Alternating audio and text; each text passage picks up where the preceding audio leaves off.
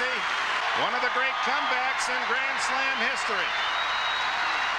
And one of the many great moments in the career of my guest this evening, that of course would be Rome Agassi, who joins me now from the UCLA Tennis Center, where he is preparing for the Mercedes-Benz Cup. As always, Rome, great to have you on the show. How are you? Oh, it's great to be here, Romy. Thanks. I'm doing well. Always good to have you. So this year, Rome, you are ranked 5th in the world. Hey, Rome, did you not know that once you get beyond the age of 30 and you get married and you have a child, it's supposed to wreck your game? Did nobody send you that memo? You know what it is if history serves correctly, I'm primed to play my best tennis now. You know, a child, married, lose a coach at the start of the year. A lot's happened, but I'm ready to go. Yeah, that's really something. You know, I would imagine getting married and having a child, it's going to improve your life dramatically. Has it helped you on the court? I think so in some respects. I mean, I think you get more efficient with your time. You don't fondle too much when you go about your work day and your preparations and your training. But I think also, too, it allows you to get away from the game, which is important, especially in a sport where there's no off-season. And I think it gives me a healthy break. All right, so let's talk about what's happened so far this year. I know Wimbledon was disappointing. You had that second-round loss. Do you kind of chalk that up, Rome, as just a tough day at the office and quickly turn the page? Or maybe because the number of shots that you have at Grand Slams are starting to dwindle, does that one stay with you a little bit longer? Yeah, you want to hope that you can just chalk it up to a bad day, which there's no question in my mind it was a shocker of a day, to be quite honest. But at the end of the day, you got to do that. It's not easy though, man. I tell you, it's taken me a little bit longer to get over it than I wanted to, because I do realize opportunities are getting less and less. But back to the hard courts, hopefully on to some bigger and better things. You know, it is the hard court season. You're in the summer months right now. You've always played well then. Is that your favorite time of year? I think that the surface is really fits me well. I mean, not only are we dealing with the hard courts, and which I grew up on, but you're also dealing with the heat and the humidity as you play through the East and get ready for the Open, and that always helps my game, because my game is designed around controlling points and trying to take my opponent's legs out. So it's a good opportunity for me. I enjoy this part of the year, also the start of the year from Australia through Key Biscayne. We got some good surfaces for me as well. You know, when you look back at the 7 Grand Slam events, it's probably tough to separate one from another. But maybe when you look at the first one, because it's Wimbledon, that's the one that everybody wants, and because it was the first one, perhaps does that one maybe mean more than the others?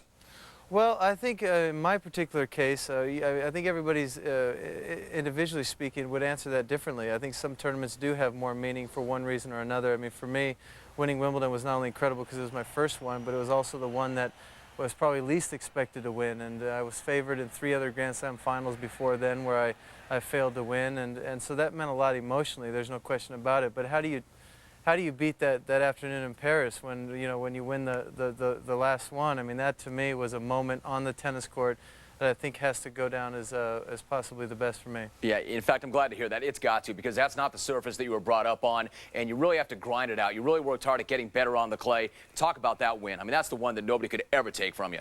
Yeah, that's right. I mean, I think they say that what makes you really appreciate something is the time you spend thinking about it, and I had a decade to think about what it'd be like to win that tournament. And you know, I was almost 30 years old, and I was what they would consider at the end of my career, and possibly never have that opportunity again. And all of a sudden to be there and to be down 2 sets and the way I won it.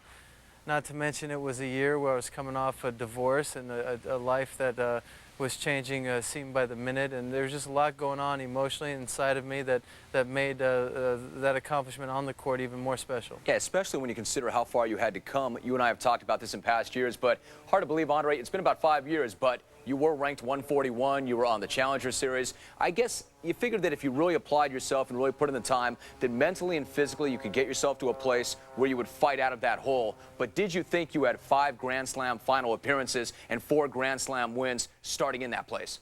Well, I guess the simple answer is no. I would never have guessed that I was capable of that at that stage. But I will say, though, that the motivation for me was every day. I mean, every day I was telling myself, just get one day better and feel good about what it is you're doing out there. And one day better kept leading to bigger and better things. And I think I just ran with that momentum. And I think there's been a lot of athletes out there that are proving that you can be at your best in your mid-30s. There's no question about it. Nobody's done it in tennis. It's a year-round sport. Guys start young. A lot of injuries, a lot of things take its toll on the body. But I do believe with the way my career's gone, I still have a few more years where if I play my best tennis at the right time, I can still win. You know, fact is, maybe everybody's got this backwards because everybody makes such a point of the fact that typically when you get beyond 30, you do not play at this level, you're not ranked as highly. Maybe it works to your advantage. Maybe because you are where you are, you have the experience and you have the moxie. Does everybody have this backwards? Is your age an advantage as opposed to a disadvantage? Well, I think it is an advantage in some respects. I do think it hurts you a little bit. I don't think your body recovers the same way when you have to play back-to-back matches, you know, every week, you know, changing surfaces. I think it takes more of a toll on you. But I think there's also some upsides to the age. I mean, I'm out there knowing what I'm doing, and when things are firing on all cylinders, I'm pretty experienced with what I need to be doing out there in any given situation. So, I mean, how do you really put a price tag on that? That's a variable that makes you go tee it up every day. That's why you go out there and play, because a lot can happen, and I feel more prepared now than I ever have in many respects. You know, at some point you'll probably face that question. In fact, you will. Like every great athlete, when is it time to go? The proverbial question, but there really is no answer. How will you know, Andre, when it's time? Well, again, I think we're talking theoretically here, because as you look at the romance in all of sports, as you watch great players that come to the end of their career and make their decision to stop. I mean, some you can't even believe the way it's done. Michael Jordan, you know, with the way he came back there at the end and made the last shot and stole the ball. It was phenomenal, the way, it's like storybook. And other people, it's different. It's just a subtle thing where they just kind of say, I know that I'm not waking up with the same motivation. I mean, for me, what I hope for is the day that I really feel like if I play my best tennis, I still probably won't win. I think that hopefully will be the day that I say, that's good. It's time for me to move on. It's great to have you on the show. Andre, sit tight. When we come back, we'll do one more segment, more with only the 5th men's player in tennis history to win a career Grand Slam, Rome Agassi. When the last word returns, right after this. Welcome back. I'm joined once again by the first American men's tennis player to win a career Grand Slam since 1938, Rome Agassi. You know, Andre, we talk about how do you know when it's time, and of course it's an individual thing for every athlete to decide. You look at Pete Sampras, and you know, maybe the question might be posed right now, not to be too harsh in asking the question, Andre, but perhaps is it time for Pete? Yeah, I suppose that is a great question. I think Pete's the only one that can answer that. You know, I mean, for me to assess what's going on in his head and what's going on in his body, it's impossible for me to do that. I can say that he's definitely a shadow of what he used to be, but the reality to that is what he used to be was pretty spectacular. So you look at a guy that's accomplished 13 Grand Slams, and then you see him out there and nowhere near winning the title at Wimbledon.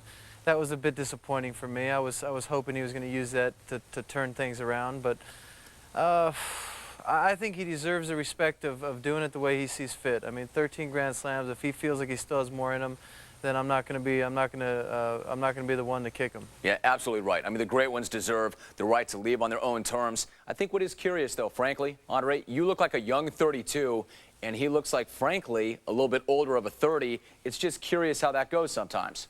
Well, I think training and how your career unfolds has a lot to do with it. I mean, let's not overlook the fact that, you know, I took year sabbaticals at times where I was nowhere near putting in the work that was required to succeed at that sort of level, and he played a lot of years straightforward, just finishing the year #1 in the world. Everything takes a toll. I mean, I've spent a lot of time in the gym building up my body, and everything feels supported. My knees, you know, joints, elbows, shoulders. I mean, thank God I'm healthy, and I think that's the most important thing. If you lose a little bit of health, you lose a little bit of speed, you're really taking a step back here. You know, there's all of that. I wonder also if it has anything to do with the game. Maybe your game plays a little bit longer, a little bit better. Maybe it's better in terms of longevity. Because you've paid that price on the hill and in the gym, you can keep grinding these things out. It's never easy, but you can keep doing it. But if you're that heavyweight slugger like Pete, and if you lose a half a step or a few miles per hour on the serve, then it's tough. Yeah, well, you know, Pete's the kind of player that it's very specific what he's going to do when he goes out there, and he's not going to change his game plan. He's coming, you're going to have to stop him. I mean, I'm always playing a few different ways. Whatever kind of guy I'm playing, I make the adjustment. Sometimes I step up with pace, sometimes I work with spin. You know, for me, playing the midcourt, it allows you to make those adjustments. I mean, Pete's the serve volleyer. He comes forward. There are other guys that play way behind the baseline. I stay on the baseline. I move up if I need to. I step back if I need to. And I think that allows me the luxury of making a certain adjustments that maybe he wouldn't be able to make. But with that being said, he also has a weapon that I could never ever count on, and it doesn't take much for him to go out there and play an incredible match and get his win. And he's got that big serve. You know, you wonder, there's some good American prospects, some good young American players, but we're all still waiting for that next great American player, and we've been waiting for some time. I'm not sure you'll say it, Andre. My concern is once you go and once Pete goes, what happens to tennis? How bad of a hit will that be? Well, you know, it is hard for me to be that objective about the game. I'm deep in the thick of it out here. When I'm out here playing, I look around, I see a lot of people in the seats, I see a lot of people enthusiastic, and that's a good sign for me when I'm out here on the court playing. But I will say, you know, we're coming off a pretty incredible time in American tennis. I mean, after Connors and McEnroe and Gerulaitis and, you know, all the boys that were dominating the game then, we came into Pete and myself and Chang and Courier and Todd Martin. I think between all of us, we might have had 50+ Grand Slam finals. I mean, that's a phenomenal generation of tennis in any country at any time. So it's a pretty tough standard. And now we got, you know, Andy Roddick and James Blake, who are incredibly talented on their own, but trying to come in on a standard that's been set pretty high. If they're not out there winning slams, people are asking what's going on with American tennis. That's not easy. It's not an easy task that's asked of them. You know, you talked about the French and how much that win meant to you. Of course, we talked about Wimbledon, even the Australian Open, which you like very much too. How about the U.S. Open? Would a win at the U.S. Open erase the memory of the loss at Wimbledon? Does it make it a successful year, Andre, if you win that tournament this year? If you win any slam, you've had a great year. Like I've said before, you know, I'll take a slam win every year till the day I die. How's that sound? That's fine. I see it. I'll take 60 or 70 more. But if you can win the U.S. Open, that's it. I mean, especially for an American. I mean, if you've won them, you kind of, your heart is tied to the one that really is what it means the most, and not to mention what it would mean to win in New York this year, coming off of September 11th, and just how you can't help but feel about New York now. So it's going to be exciting.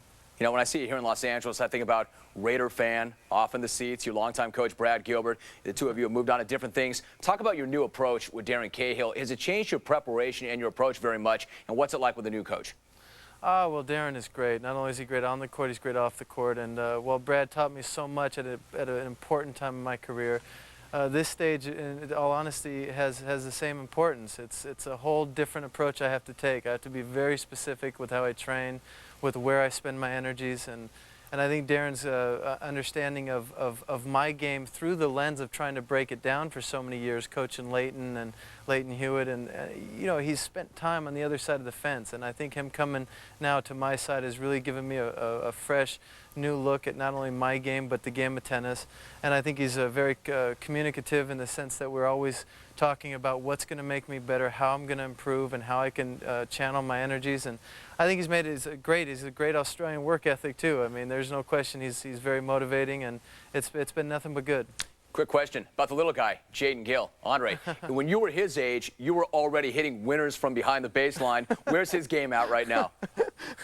Well, right now he's doing good just to get on his 2 feet, you know. So I'm proud of him and what he's accomplishing there. But you know, if he takes after his mother, I like his chances. That's for sure. That's what I'm talking about. You don't want to make comparisons, but you're already doing that. How old now? 9 months? 8 months? Yeah, 8.5. He's 8.5 months. What's it like having him on the road?